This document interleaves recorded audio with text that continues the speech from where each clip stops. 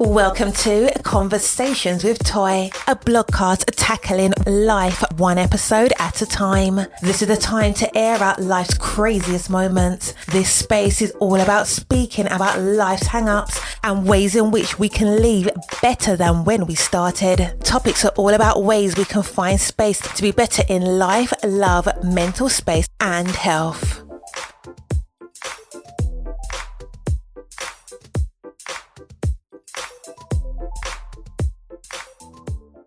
Happy Friday! I hope that you have had the absolute most amazing week.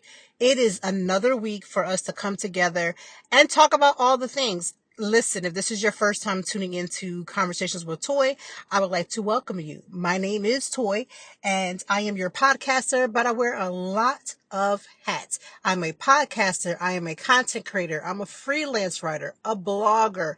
I do a lot, and an advocate for mental health. I love that for all of us. However, welcome. I want you to feel welcome on this podcast, whether I have a guest or not. We just so happen to have one for today. But even when I don't, I will always have a conversation that brings up some point of mental health and wellness, because I feel like it's important for us to have these conversations and be very clear about how important it is to think about and care about your mental health. So before I give you the welcome of our amazing guest today, we're going to be talking about ADHD.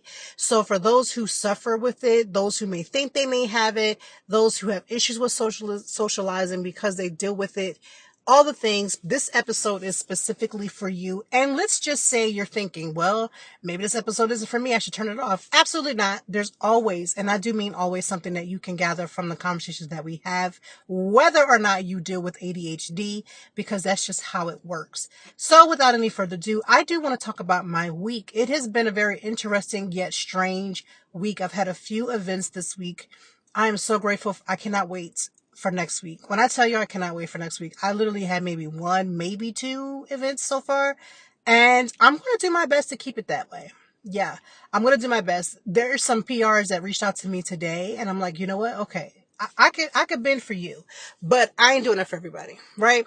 And so I'm super excited for just having a low-key week. However, whenever I have a low-key week, it sounds like, okay, well, she's not creating content, so she'll just be at home chilling. I wish I could say that, because I'm a freelance writer, because I am a blogger, because I have these other hats. And I forgot to say that my most important hats are being a wife, and not a husband, but a wife, and a mother to 3 amazing children. I can't forget to say that. But on the weeks that I have down weeks, when it's a little less of the runaround to events and then recording and editing and doing all those things, the one thing that I appreciate is the fact that I'm never bored. And let me tell you why. Because on down weeks, that's when I write the heaviest. I need to sit down and write and get some blogs and things together for the rest of the week, the rest of the month, get some stuff ready for fall. I have already mapped out and have created. Now, I know for all of us who create content, Canva should be one of your best tools. So I have done so many amazing things with Canva already to drum up most of my fall content. Now, what do I mean by that? Am I going to go to events in between things? Yes. But those things like just photos that I'm going to post on Instagram, things I'm going to post on TikTok, things I'm going to put on Twitter, things that are just like infographics and things like that, your girl has already created most of hers for the fall. Yes. So that means I'm going by the themes that I want to talk about for self-care and wellness and health. And I'm going to have things set on my pages and all the social medias and all the things. So a couple of weeks ago, I started doing that.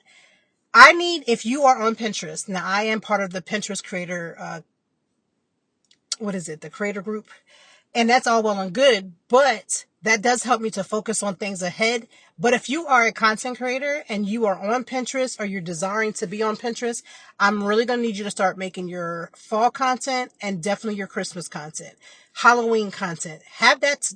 I can't tell you to rush, and I don't want to put that type of stress and panic on your spirit, but I will say you should have some type of a game plan ready, because holiday stuff people are already searching for it. So you don't want to wait until the holiday hits. You want to put stuff ahead and then add in and filter some things in between when the holiday hits, if that makes any sense. Here's a couple tips I'm going to give you for free, because I do plan to write a book. It's in the works.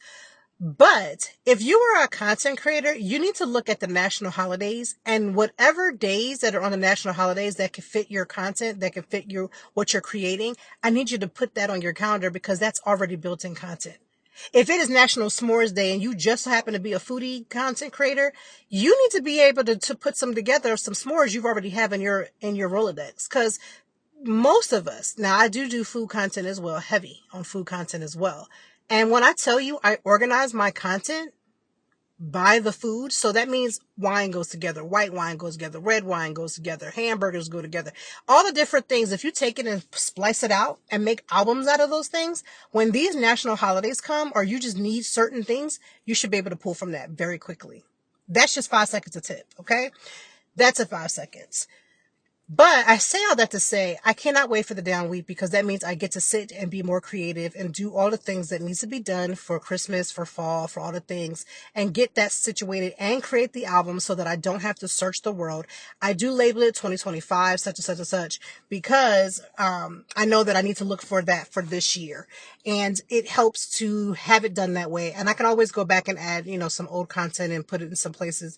Never get ashamed if you're a content creator to refurbish your content because you probably I have over 80, 90,000 pictures, videos on my phone combined. So yeah, when it comes to refurbishing some content, I'm gonna do it. I'm gonna do it. So I need you to get very closely, acquainted with your content and just be a little bit more organized, because the more organized that you are, the less stressed you will be. I promise you. Take it from somebody who feels like they're a little bit of an OG. Go ahead and get very comfortable getting your content situated because organization is the key. Now, one of the things that has been on my heart and mind, because I do have children who are going to be starting school in a couple of weeks. Kudos to all the parents who have been doing what they need to do. I got some conversations that we talked about last week, but we got to have another conversation because now y'all are doing the most. As school is getting to start in the next couple of weeks for my kids, it's been a lot to try to organize. So if anybody that's like me, you might be a list girl. I am a list girl. I make a list for all the things. So I made a list according to what the kids needed, and I put it in a notes on my notes app for me and my husband. And when I put it in there, it's so that I can be organized. Okay, did we get this person's supplies? Did we get that person's supplies? What are the supplies that are still needed? What are the shoes that we need? Do we need uniform pieces? And that helps me. So I'm right now trying to dwindle down and get the finalization of a couple of last minute things because I don't want to have to stress. I can't express that enough. I don't want to have to stress, and the spirit of last minute is never on me. It just can never come upon me like that because I can't do it. I don't know about anybody else, but the spirit of like last minute does not rest, rule, or abide in my life. I can't do it. It stresses me completely out. So I'm a list girl. So in my list life, I make lists because that makes it so much easier. But last week I talked about how some of y'all parents was crashing out about school supplies. And let me just tell you, school supplies are very expensive. I have 3 children, 1 in high school and 2 in junior high, and it is not cheap, okay? When I tell you I'm spending hundreds of dollars with an S, I mean that. Okay, I'm going to get a grand total and think about how much we've actually spent. I'm ready to make that grand total when I'm done with everything. But yeah. But now I heard and saw that you guys are crashing out because the teachers, as you're in the car line, won't open the door to get your child in and out of the car. What the hell is wrong? Excuse me for being so direct, but what in the actual hell is wrong with some of y'all parents? And when I say y'all know the drill by now. I'm not saying you specifically unless it fits, but what is wrong with parents? I never expected the teachers to take my child in and out the car. Never. Never have. It's my job. If I got to go around the car because my kids are younger, then that's what I have to do. But I'm not about to have a crash out moment because the teachers won't get the kids out of the car. Now, crazily enough, my teachers in my kids' school, man, them teachers I feel like they be carrying some of these children. Them smaller pre-Ks and stuff, listen, I feel like I see a child on a teacher's hip every 2.3. But that's them extending the grace. But parents at my children's school are prepared and ready to get their kids out of the car, because ain't that you're supposed to be doing the parent drop off, the parent pickup. So crashing out online, making whole full stop videos about how you think the teachers are lazy because they don't want to get your precious gremlin out the car. I need us to get on somebody's do better. Because honestly, what you should be doing is get them kids up out that car, go grab you an iced coffee, and take your behind somewhere so you can go enjoy some good gangster rap or some type of adult.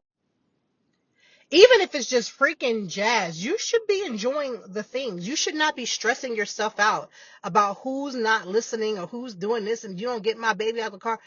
What is happening today? Like, I'm really curious as to how y'all crashed out over supplies. Now y'all crashing out over the parents or the teachers not helping you. And how do we call a teacher lazy when they got to deal with your children? If you be real, put your hands up if you're a parent in your spirit while you running, listening to this, folding up your clothes. Just take a second. Put your hands up. You know in yourself you're a parent, right? Because everybody know you got a child. You're a parent. You know what them teachers are dealing with. You know how your kids respond to you. What do you think they're doing at school? You know how they act. So you can't call a teacher lazy and all this other stuff when you know, like I know, your little baby, your little precious one that you think is just the best thing since sliced bread is acting a complete fool. And they got to sit up in here and deal with all of these things that are going down. That's crazy to me. Okay? Sheer craziness to me. Okay, so I need us to get on to do better parents. And I know it's like, oh, it's not all the parents. It's never all the parents. It's never all of anything. It's never all men. It's never all women. It's never all the kids. It's never all the teachers. It's never all, but it's a lot of y'all parents who are doing these types of things. And I need us to stop. Like immediately, hard stop. Let's not let this happen again. Because the fact that I got to keep watching these videos, when I see it, I just be like, here we go again. Y'all crashing out, and crash out. Crash out on them kids and make sure your kids go to school and act respectful. The thank yous, the no, the pleases, the yes ma'am, no sir. Like use them good manners that I feel like, and I just feel like we're falling so far away from. I tell my kids, I bet not never hear you dress no teacher like she's one of your little friends. Because I ain't even one of your little friends. And you ain't going to go to school and teach them teachers like they one of your little friends. Because they ain't.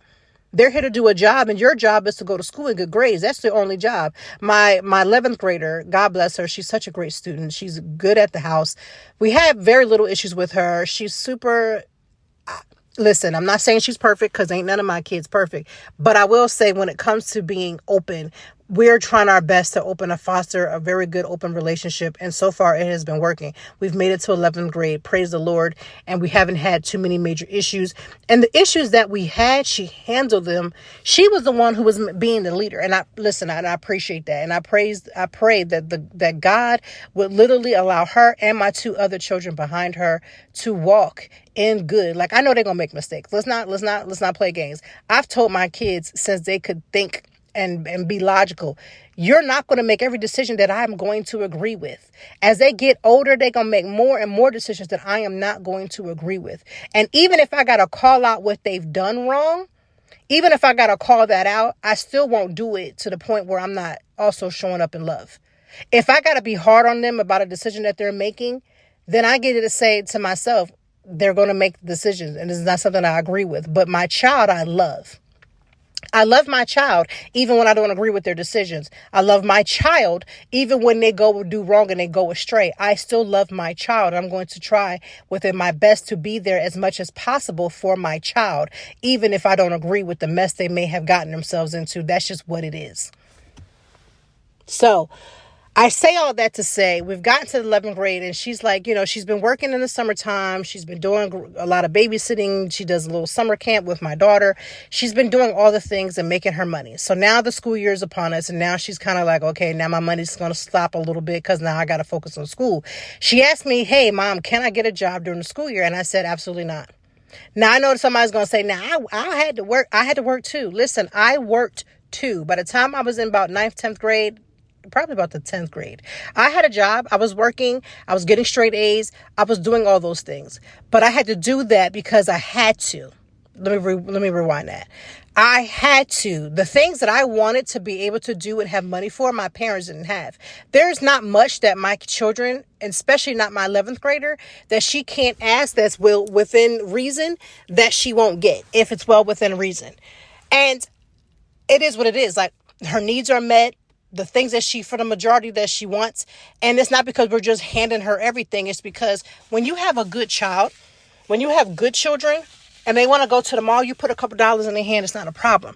When you have good children and they want to go do something with their friends and have dinner with their friends and they want to go to the movies with their friends, I'm going to put the money in your hand because you're doing the right things. So for me, this is just us, my husband and I, we're not okay with her working during the school year. I want her to be completely focused.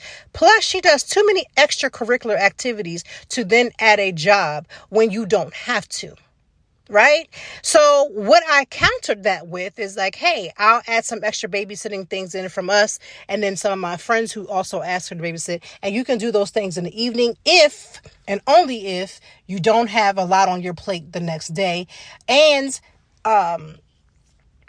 it just makes sense. So that does mean that I'm not saying, no, you can't work at all. But I'm saying your focus is not a job. Right? Your focus can't be a job because you need to focus on your schooling. Your school is your job.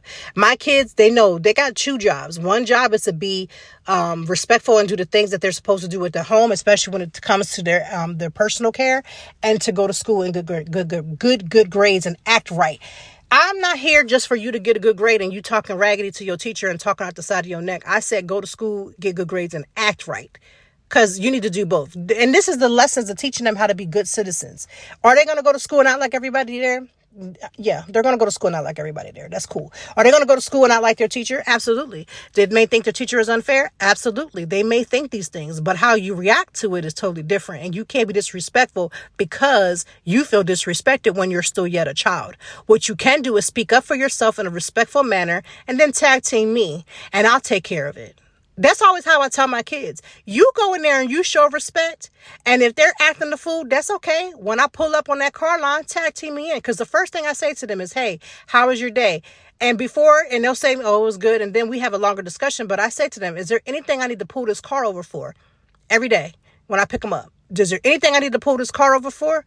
They say yes, I pull that car over and I go find out the situation. Now, I don't go in there acting like a bat out of hell initially. I go in there and I act like I got some sense and we find out some answers and then I go from there. But have I ever had to get with somebody? Absolutely.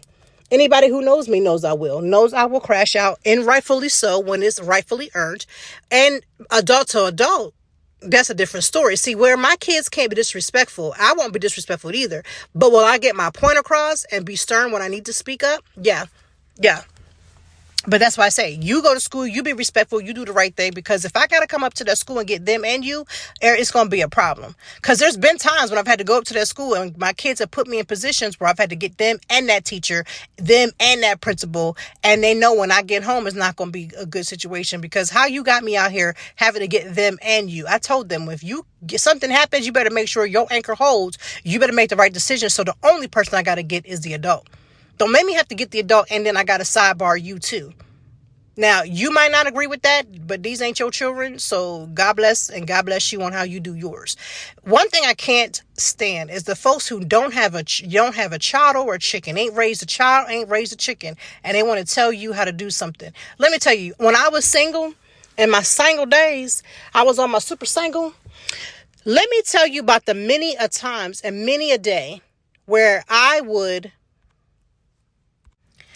say all these things that I wasn't going to do, what my kids weren't going to be able to do. And it sounded good on paper. It did. It sounded really, really great until I had kids and that went out the door. Because you change, because that's how life works. So I'm just saying, let's just leave with that. Now, this week, my sleep has not been the greatest. When I tell you I don't know what is going on, but me and sleep are not getting along. Listen, I don't know what it is. It's the tossing and turning. It's got a lot going on. But what I am grateful for is having some downtime. I'm grateful for friends. I'm grateful for friends. I'm also grateful for being able to pray for my friends and give my friends space when they need it. Enough space to respect their boundaries. Of course, I'm always team respect people's boundaries. I want people to respect mine, but also show enough love so they don't ever feel isolated. They don't ever feel by themselves, and they don't ever feel like they're struggling by themselves or alone, because that has to be the worst feeling, to feel as if everybody is against you and you have nobody nobody that you can talk to. And even if your thoughts are wrong, you still got to have a safe place to land in order to have those types of conversations so you can be redirected if necessary. I'm grateful for that. I'm grateful for being able to be that type of friend and to receive that in my life as well. And if you don't have friendship that has that type of give and take, that is completely surrounded by love, I pray that you get at least one friend that will do that. I've had friends where, we've been friends for 20,000 years, but the relationship is just kind of like, you know what I mean? It's just like, whatever. But having someone you can genuinely give space, but show love in that space, send a card in that space, send a bouquet of flowers in that space, let them know that you care about them in that space, send a text and say, I love you, or just checking in. When you could do that, even if you don't speak to that person every single day, even if you don't get to do all the things you can kiki every single time, that is love. And I pray every person that's listening to this podcast has that. But let's get into our guest for today. As promised, we have a guest on this week's episode. We have none other than Ron Souers. He is your ADHD guy. Ron is an ADHD advocate, podcast host, and author dedicated to empowering adults with ADHD to embrace their differences and unlock their true potential. He's the voice behind Don't Mind Me, I'm Different, a podcast that dives into the experience of living with ADHD and depression, and is the author of the Self-Discovery Journal for Adults with ADHD. As a consultant, Ron works with businesses to foster neurodiverse friendly environments and to support employees with ADHD and their needs. So it gives me the most elite pleasure to introduce to some and to make sure I let you all know that this episode is going to be completely dynamic. Even if you do deal with ADHD, or if you don't, I honestly believe that this episode is going to bring about some form of change. So sit back, listen, and enjoy. Let's welcome Ron to Conversations with Toi.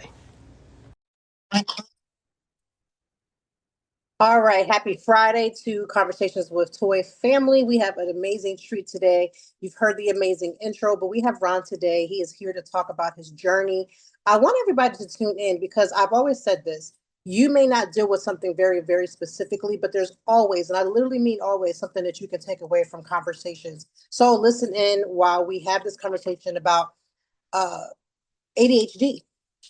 Yeah. And how you've been able to do such an amazing job with learning yourself and all the things. So let's just get right into it. Let's talk about how you first found out that you had ADHD. Yeah, definitely. So thank you for having me on the show. I really appreciate that, and I'm honored and flattered. Um, yeah. How did I learn that I had ADHD? It was a process. I had forgotten that I'd got diagnosed when I was a young child. It was probably around second grade, and um all I can remember of that was like my dad, the doctor wanted to put me on Ritalin, and my dad wasn't having any of that. He'd shut it down and slam the door, and that conversation was completely over for, the rest of my life, basically. Um, the way that I found out that I had ADHD, because I was under the impression that that was like something you grew up out of. And, I started to, I had really a tough time slowing down, like, especially my thoughts at work. And I was getting to the point where I was about to get fired from my job because of, like, I was wrecking things, I was getting injured. It was, they're really big on safety. So if you get enough safety write-ups, they just walk you out. And so I was like in fear for my job life. And I, had fortunately had people in my life who were like, you need to talk to your practitioner about this. So I was like telling her, I was like, look, I can't slow down. I've been trying to slow down. I can't, like, it's just, I need help with this. And I basically had to like kind of lead her by the hand to say maybe I have ADHD. And and it was interesting at the time, like because I was like I thought that there was like a difference, like there was ADD and ADHD, and I want and for some reason I wanted the ADHD because it was like I felt like it was better, like it Mm, was more advanced or something.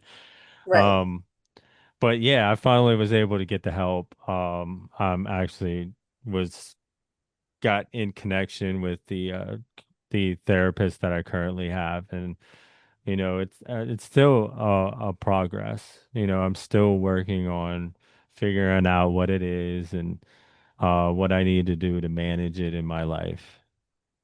Can I ask you a question about, and I'm not sure how much you remember as a child, but as a child, what are some of the things that you noticed that they attribute to your ADHD? Because the only reason why I asked that is because I think sometimes as adults we recognize it different. It looks differently in adults sometimes than it does kids. Like it's sort of the same, but it's not. So can you explain like maybe what they may have saw in you when you were a kid? Yeah. Well, I was definitely a loner, and it all stemmed from this one experience that I had where I stood up on a desk and like yelled something or tried to be funny. And that didn't work very well because like I did it because I thought I would get more friends because like, yeah, I'm like the class clown or whatever. And I ended up getting disciplined by putting in front of the class. Mm, And, some students made fun of me and, it's just like I felt like that was who I am, and it was a traumatic experience. And what was interesting about that was like I don't actually remember that. My mom had to tell me that this was something that I told her what happened, and my teacher didn't actually mention it to my mom. So mm, like, which was odd. Um, and I attribute it to like my brain was shut it down because it in a way to protect me. mm-hmm, Um, because I had told other people, well, I told my mom that I wish I was invisible. mm, So like I can remember like running around a lot. Um, but also like, especially in high school, I would like hide in the bathroom, mm, because like I felt like like such an outcast. And I even remember this one time in um like high school, like this girl came up and she asked me if I wanted to hang out, and sit with like these other older students. And I was like, no, because I don't I don't know.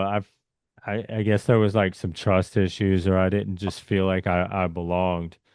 But I always felt, had very few friends growing up, and always felt like I was like different. I don't know. How were you able to deal with it? Like, what are some of the things that you notice as an adult? Now that you're an adult, you recognize that you now have this, you've gone through the different steps and levels to get the help that you need. What have you noticed with having it that some attributes that some adults may not recognize? Yeah, I feel like, coming from the state of like getting the diagnosis and feeling broken, like doing a lot of the research and really just accepting it as like, okay, this is who I am. How can I work with it? And there's looking at it from the strengths perspective, and the strength that I bring is like perseverance, resilience. Because living life with ADHD and I have a tough time learning things.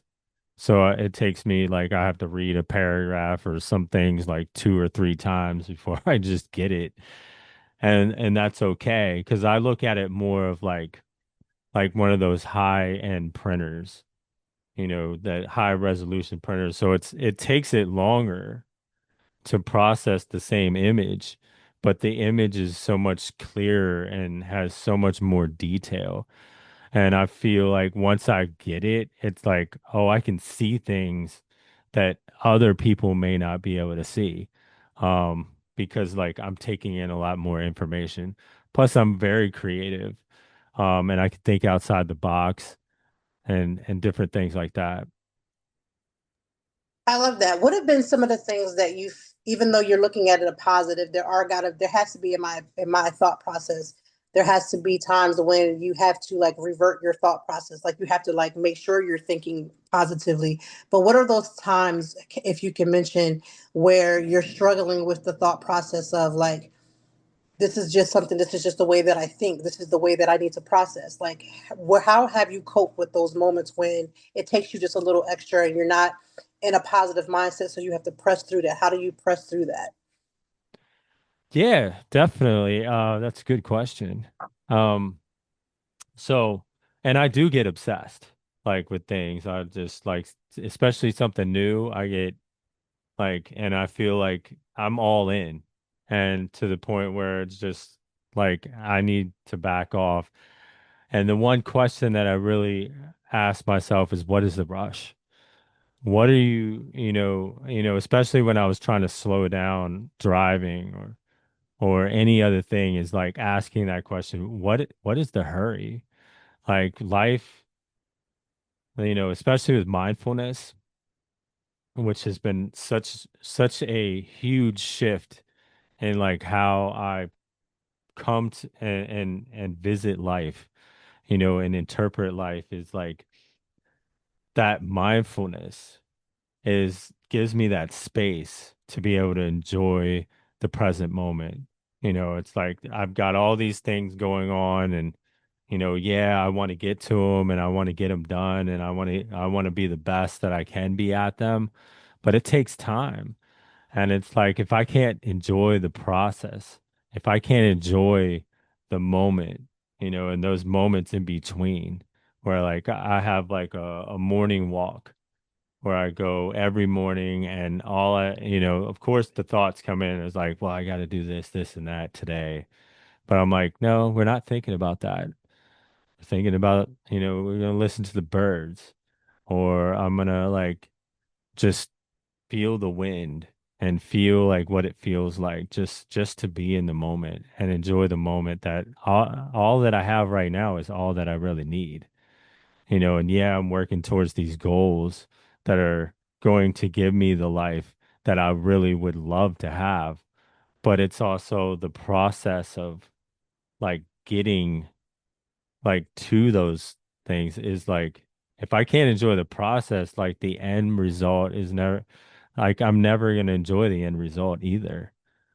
Like it's about like cultivating that mindset. And trust me, I've got a long way to go before I'm like really at a place where I feel like I'm doing that more often. Talk to me how your therapist was able to help you with the diagnosis of ADHD. Like how was he or she, they or them, able to help you process that point? And what are some of the steps that somebody that's listening, it may not necessarily work for them in that same way, but what are some of the steps that they could take to start that process? So yeah, definitely. In the beginning, um, one of the things that stood out for me was like him telling me that this can be actually used as a strength and turned into a strength. And I'm like, I just didn't believe it at the time, but I was open-minded enough to be like, you know what? I'm gonna try, at least try what he's, putting down. And, if it doesn't work, then I know it wasn't because I didn't believe or didn't try. So one of the things that he started asking me to do, um, is like leave earlier for work. Like leave as if you're taking the long way to work. And I literally took that a step further and actually left and took the long way to work, which I actually enjoyed. because it was much more scenic. There's a therapeutic value in like just driving because I get a lot of like some meditation in when I'm driving because it's like I have a lot of my best thoughts when I'm either walking or driving. So it was like it was a way for me to like have a point where I'm like when I'm driving to work, like this is my transition to work. So whatever I'm doing here, like I get a break in between that rather than trying to rush to work, get into work, and then like, I'm already set up for failure because I'm already like so anxious and there's no transition in between that. One of the other things that he suggested that I do is like if because like I had a tough time standing around at work. I always needed something to do, and I would get upset at other people talking at work, especially if it held me up from doing what I needed to do because it was like we're here to work, not to talk. Like, but Yeah. it was like to write those thoughts down. Like whatever thoughts were going in, just write them down. Like, oh, this guy's pissing me off because he's talking to this guy, or like, I'm anxious because I can't work right now, or whatever that thought. Because it's like it's better, it needs to come out, and it's better to come out on paper than to come out sideways later in my mouth, from my mouth. And like, it definitely helped to like to see those things or to, even draw. And, during those moments where I'm like, I could draw the feelings or draw like whatever, I'm thinking. So it really created this space to, get those thoughts out on paper, to understand them because they need to come out. And it doesn't matter how they come out. It's just as long as they come out, because otherwise they'll just keep bouncing around and start to just become like crazy, like absolutely insane in my head. Um, yeah, that definitely was one of the things in the beginning that That really does sound helped. like a good idea. And this is why I said to everybody before we started this podcast, again, these you may say to yourself, well, I don't have ADHD, but things like mindfulness that you mentioned, doing things like drawing your words, writing your words, all of these things are Hmm. just like drawing your feelings out. Like those are things I like to call them mind dumps. Whatever you choose to call them, there are some ways in which anybody can take away and apply them to your life. What are some of the things that you're working through now that you have the diagnosis, you're doing your therapy, you're doing the long your drive so you can make sure that you can concentrate and do all the things for work? What are some other things that you're working on that you have seen that has really helped you recently? Yeah, like it always goes back to the mindfulness. And I'm actually, you know, in the process of getting my certification for an MBSP um practitioner. So what that is mindfulness-based character strengths. Um, Mindfulness-based strengths practice. So it combines mindfulness and character strengths together. So it's like we all have character strengths. Like we have 24 Mm, according to that particular practice. right. And it's not a new thing.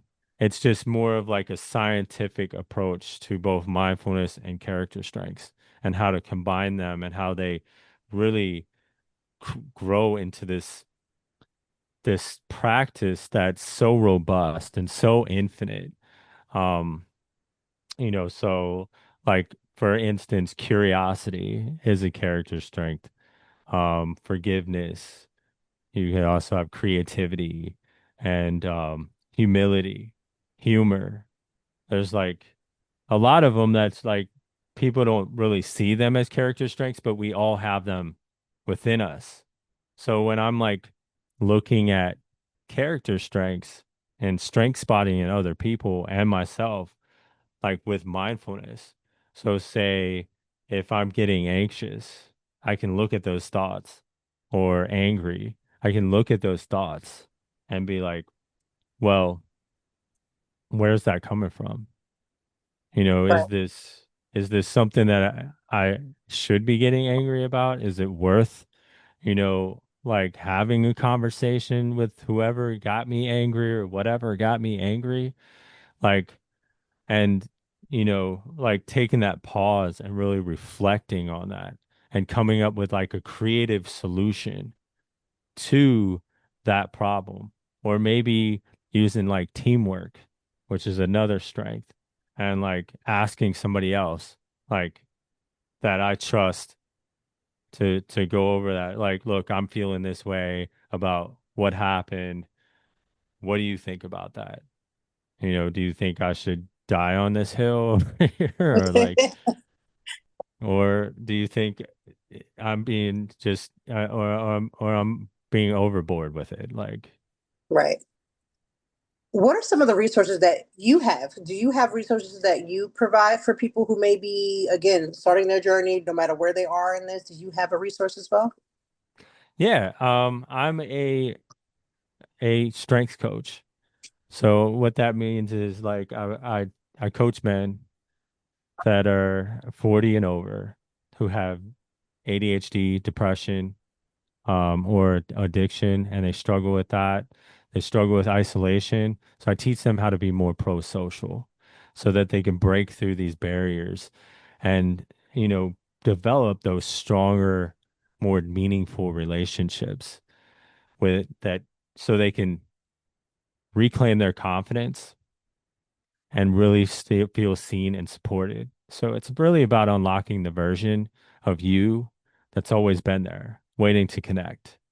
Because if you can't ask for what you really want, you never get what you need. Now, isn't that interesting that you went from the kid who was isolated, who struggled with friendships, to now being now in your age now, and you're able to help other people who may have done with that as a kid or whenever they may have dealt with it. Now you're the coach to that. How does that make you feel? Because Yeah, that's an amazing accomplishment. Let me just put that out there right now. So how does that make you feel? thank you. I'm really flattered by that, and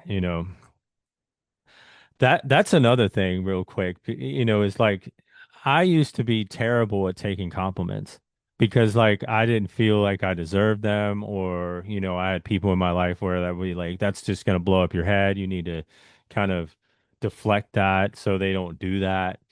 But it's honestly people when people give you a compliment, it's a gift. You may not necessarily have to agree with that gift, but like, and that's what some of the therapy had helped me to do is like, I don't have to believe that in your compliment, but I just have to believe that you believe that you like what you're saying is that you see it in me. So it's like, okay, because I don't always see myself that way. But Right. But like, just when I heard your story, just how you were saying from six to now, it's like that yeah. has to be something that, again, I don't want to just go over that in any means, just to let you know too that I see that, like, just from your story from then to now, it's almost like if you could go back and talk to your 6 year old self, like you're doing what people probably didn't even assume you would be able to do at that time now. Yeah, and I appreciate that, and that would be great, but I don't know if I'd be the person who I am today without that experience, so I always value the things, even if it seems like a failure, I always look at like, what did I learn from that on this journey? Because it's like it takes failures to grow. It takes mistakes to learn. So, and it's interesting, like, yeah, from hiding in bathrooms to being able to approach anybody on the street or wherever and have a conversation that's deep.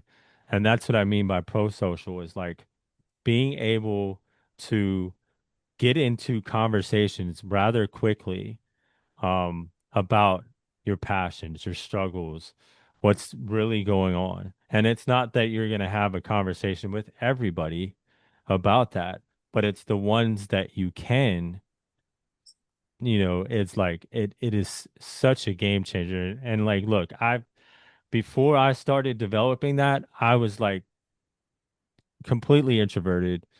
I felt like I didn't value that, like I didn't think I needed it, but like I was dealing with this severe depression from feeling isolated. And that and I felt like it came from because I was like single and I didn't have somebody romantic in my life. Um, that type of intimacy. But when I started looking at it deeper and started talking to people, it actually came from a place of like I didn't feel like I could connect with somebody on a deeper level. And I'll be able to talk to anybody about ADHD, suicide, or depression. Like, I don't mind talking about my depression because, like, I know the more that I talk about it, the less power that it has over me. So it's like being able and seeing that and being able to teach that in my clients. Like, it get like it's almost more gratifying to me to see that in that change in them than anything I could do for myself because I learned from them as well. I love that. How do you take care of you on a self-care and wellness? Like, what does your self-care look like? What do you do on a daily basis, or what do you do that's consistent that you feel like fills your cup? Yeah, that's a great question. And that's 100% vital to what I need to continue to grow. Like, because knowledge is great, but it's just a key. You can't, you have a key, you don't turn it, it's not going to unlock anything or open a door. You've actually got to put that knowledge to use. So it's about having a daily practice. And what I do is like I look at it as like a routine, especially in the morning. So like I look at it as like the foundation of your day. And like I talked about, like I always go on my morning walk because it's like 10 or 15 minutes, depending on the day and the time that I have. But I always make time for that morning walk. So I get up, go out, um, I water my plants and I take my medication and then I go out and it's been transformative because like what I've added to it is like a little bit of mindful um routines. Like one of them I say is like um I'm breathing in, I see your strengths. Breathing out, I value those strengths. Mm. Sensing now your strengths, I connect with you. So, and I do that to the trees or the birds. I actually literally put my hand on the leaves or the trees as I pass by because I want to have that connection with my environment. So that really like once I've started putting that in, it's like I'm transformed. My energy is transformed from that walk. So when I'm like coming back in and eating my breakfast, like it's like I'm much more enthusiastic about what I'm about to do. And I don't even think about what I need to do on that walk. It's all about like being in the moment, being grateful for what I have, being thankful for the trees, for being there, providing the shelter for the birds, the air that we breathe. Thank you for putting up with humankind and what we do and being strong, like the strength that comes from and that's that abundance and that appreciation. It sounds silly. And if you would have told me that like maybe 6 months to a year ago, I would have been like, what are you even talking about, guy? Like, that's silly. Right. But But now it's I a way that you're really embrace connecting, it. right? You're connecting, and then that's also giving you everything that you need. What are some of the things that you may be working on that you want to share, or anything that you would like to share with to those who are listening? Because again, people are listening from different angles. So what would you like to leave with the people? Yeah, I'm actually working on developing my signature coaching program, which will be a 6-week program to help, guys over 40 that deal with addiction, depression and or ADHD to become more pro-social within that time frame, but it also like adds those other elements of mindfulness with character strengths and also emotional regulation.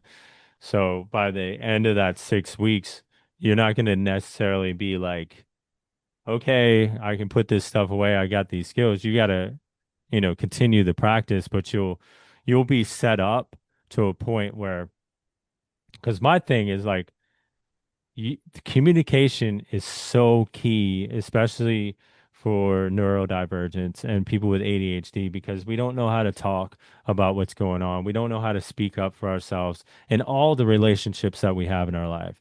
And the more that you're able to have those conversations, the more that you're able to advocate for yourself when you need to do that, especially in the workplace, because there are places that are actively encouraging that and I totally support that, but there are far more that That I'm not don't. right. And the more we stay silent about it, the longer it's going to continue to be that way.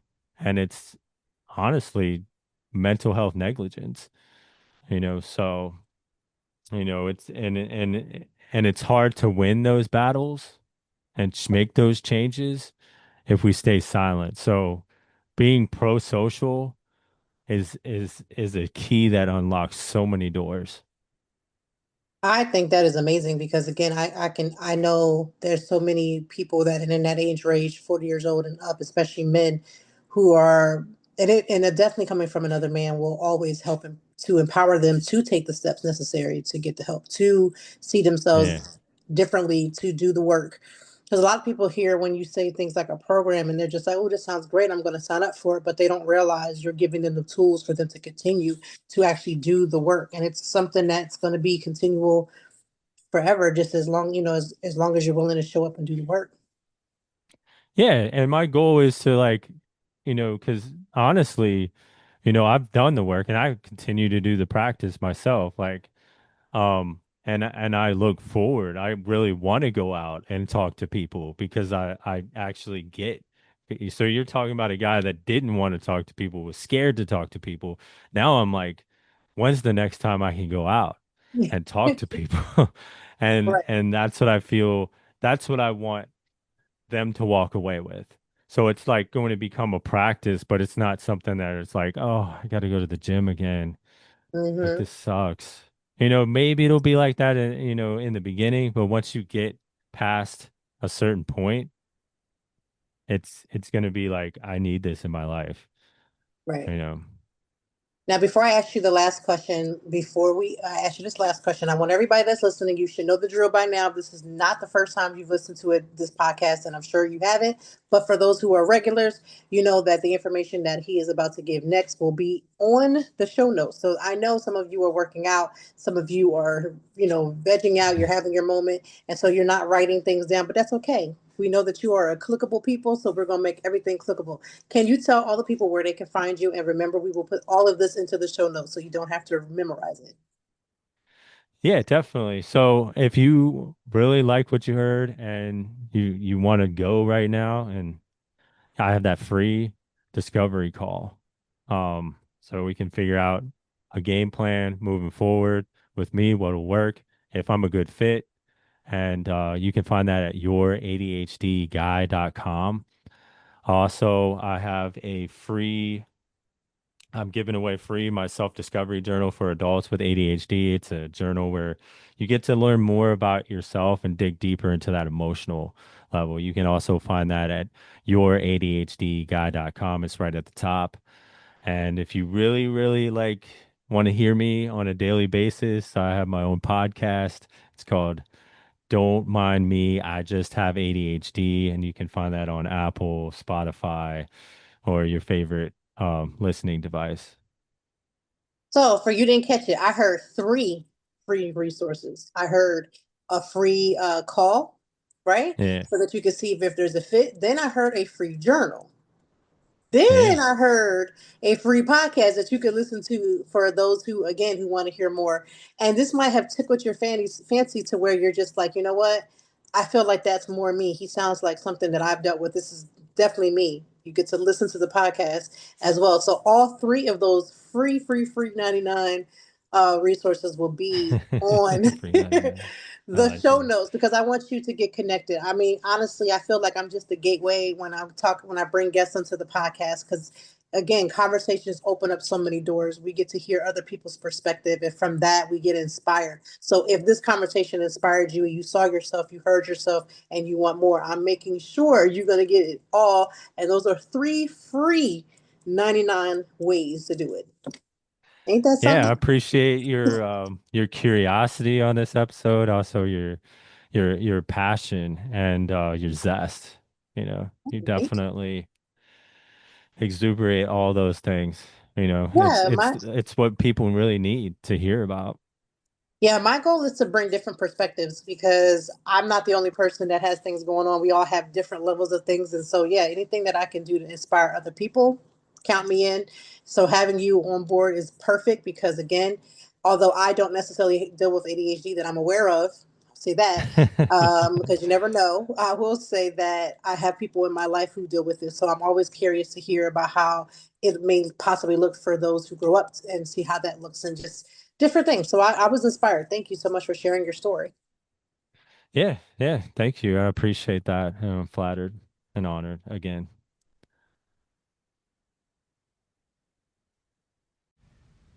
All right. So, what did you think? I thought the conversation was great. I really enjoyed listening and hearing the things that I can personally apply to my own life because that is important. You got to listen and glean what's for you and decide what part is that you want to apply. How can you apply the things that you've heard? Remember about the resources that are in the show notes because that is important as well. This is these last couple of weekends before we started getting into that Labor Day holiday. Now, granted, summer is still here. When Labor Day comes, it doesn't mean the summer is over. It just means that the flare of summer is kind of over. Like, you don't go on as many as vacation, especially if you have children, because everybody back in school. And so your schedules will start to change. My schedule is about to be very hectic this fall. And I have been trying to do everything I can to calm my mental health around that, not getting overwhelmed with the fact that this school year is going to be tough because my kids are involved. My husband is still yet not driving. I'm going to have to do a lot to pick them up and get them where they need to be and take care of the things that I have responsible for. And the thought of that does, if I'm honest, if I can be honest, my stress levels have increased. And what I've been doing with that is acknowledging that, writing it down in my journal. Sometimes if I don't have access to my journal for whatever reason, because I normally do keep one on me, but if I switch a purse and don't have one, I will write it in my notes. Like, I am feeling this type of way because this is making me feel anxious because, and a lot of it just feels anxious because it's like the thought process of like, how is this going to look? How is the flow of my life going to look?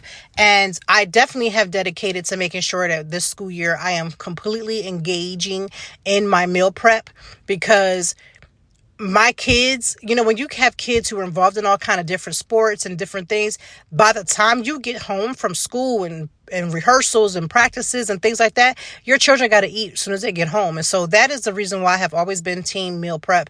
I know there's plenty of parents who kind of cook at 6 or 7 o'clock. I want to come home and heat up a food and serve it. Now, I know when I was a stay-at-home mom, of course, the food was made in time so that they can eat it right away and it was hot and all that stuff. But for me, I got to meal prep so we can be prepared.